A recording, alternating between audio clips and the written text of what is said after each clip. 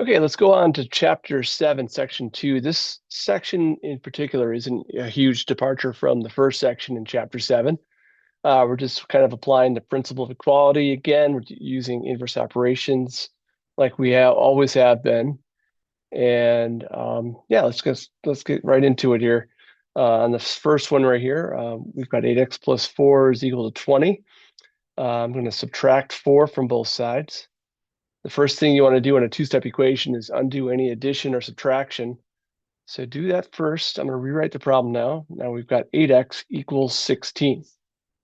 All right, and then we're going to apply we're going to divide by 8 to both sides. And there it is. You just get x equals 2. All right, on example B, that's just another example of a two-step equation right there. We're going to look on the variable side. I always kind of tell people to look at this variable side. We're going to subtract 3 first from both sides. Those cancel out over there. Rewrite the problem. Now it's 18 equals 2m. Now it's a one-step equation. At this point, divide both sides by 2.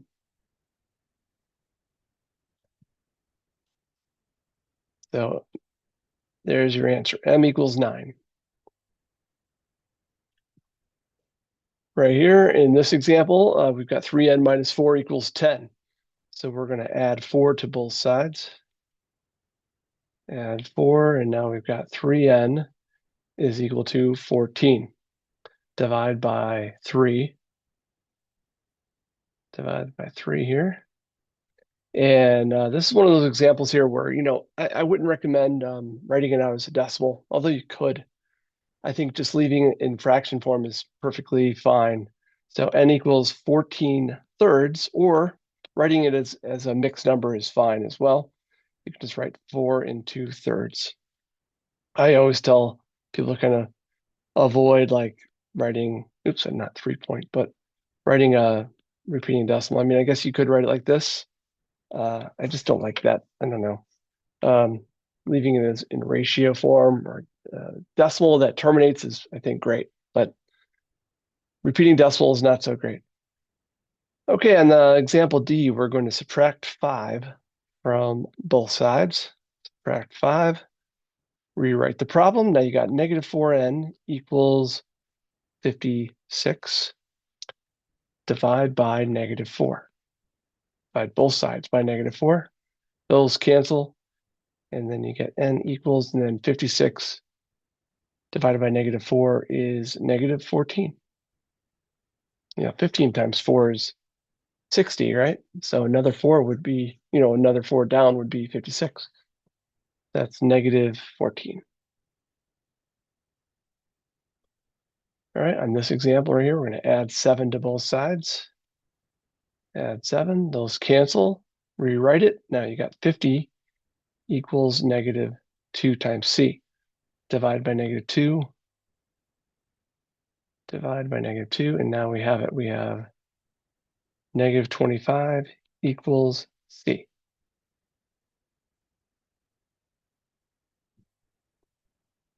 All right, in example F here, I'm going to add 11 to both sides. Add 11, those cancel. And then negative 4 plus 11, that is going to be 7. And I'm going to rewrite it, sorry. So I've got 7 equals negative 4x divided by negative 4. And negative 4 does not divide into 7 nicely. All right, so I mean, I could get it, I can write it as a decimal, I guess, too. But I'm going to write x equals negative 7/4, or we can write negative 1 3/4. We can write that, or negative 1 75 hundredths, 1.75. All those would be good. All right, next example here for G, we're going to subtract 5c from both sides. Get the variables on the same side. Subtract 5c. Okay, and now you got 9c equals 36. And then divide by 9. Divide by 9, and we get c equals 4. 4 times 9 is 36. On this example right here, we're going to kind of do the same thing. We're going to add 4n to both sides, get the n's on the same side, and rewrite it. So you got 16n equals 11. Divide by 16, and that's pretty much it. So n equals 11/16.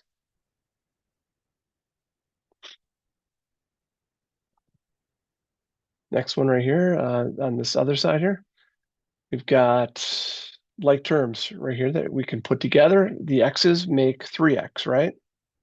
Yeah, 3x, so I'm gonna rewrite it. 3x plus 5 equals 14. And then take away 5 from both sides. Subtract 5, subtract 5. And now we've got 3x equals 9.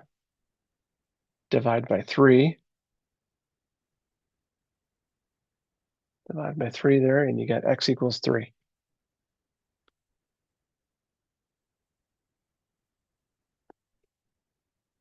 All right, on this one right here, we've got like terms going on as well. We've got 3m and we got 4m here. And that makes 7m. We got 7m minus 4 equals 2. All right, add 4 to both sides.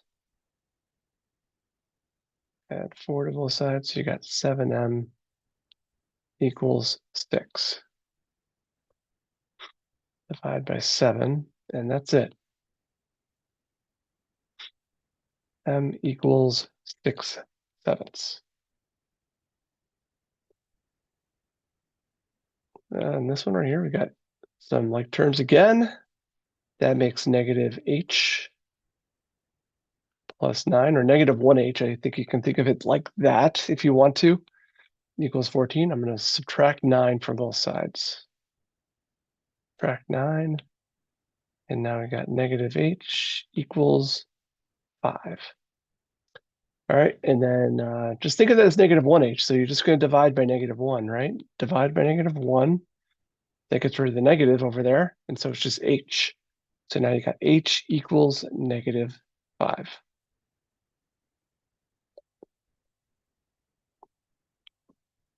All right, so we got like terms here. We got we have the 9k and the negative 10k, and that makes negative k plus 8 equals 11.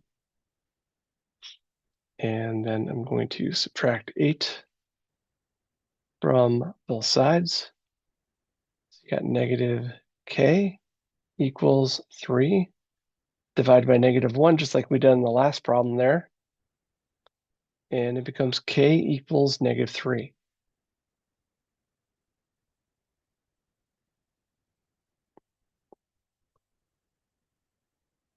All right, now this example right here has variables on both sides. Now the advice that you probably have heard here is just get variables on one side, get the variables on one side. So I'm going to move the 6e over. It doesn't really matter which side you decide. I'm going to move it over.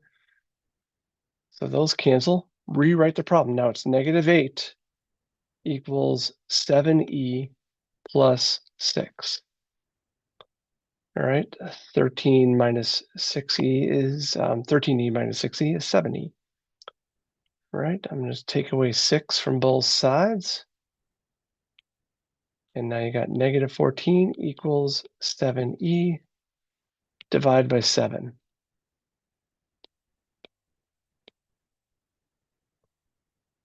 And negative 14 divided by 7 is negative 2.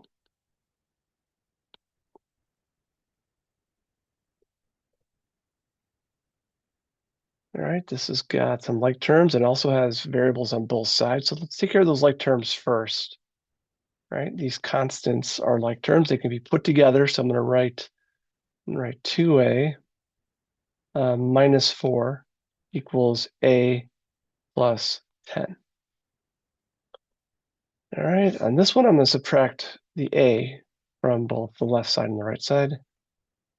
Those cancel over there. And now what do we have? We have a, 1a minus 4 equals 10. And now just add 4 to both sides, and that's basically it. That is all you got to do. So you got a equals 14.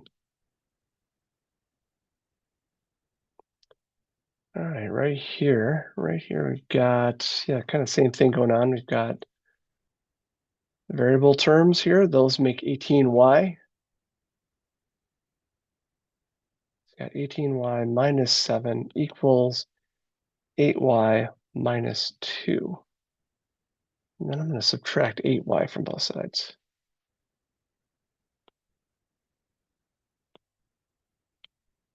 So now we have 10y minus 7 equals negative 2.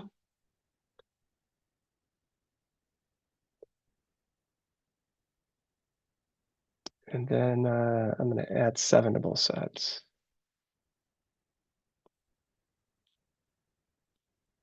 We got 10y equals 5. All right, divide by 10. Now 5 divided by 10 is not 2, it's actually 1/2. Right? Think of it like a fraction, 1 over 2. Simplify it. So y equals 1/2 or 0.5. Oops, I wrote 5. 1/2.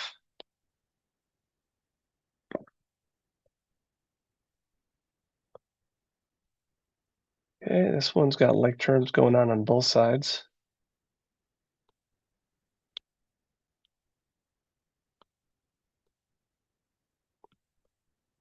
So I'm going to rewrite it. So you got negative 6x plus 1 equals negative 2x minus 4. All right, I'm going to add 2x to both sides. Get the x's on the left side. So now you got negative 4x plus 1 equals negative 4. Take away 1 from both sides. So now you got negative 4x equals negative 5. Divide by negative 4. Now this is a negative divided by negative. That makes positive. And that is it. So you got x equals 5/4. Or if you want to write it as a mixed number, 1 1/4. Or a decimal, 1 1/4. 1.25.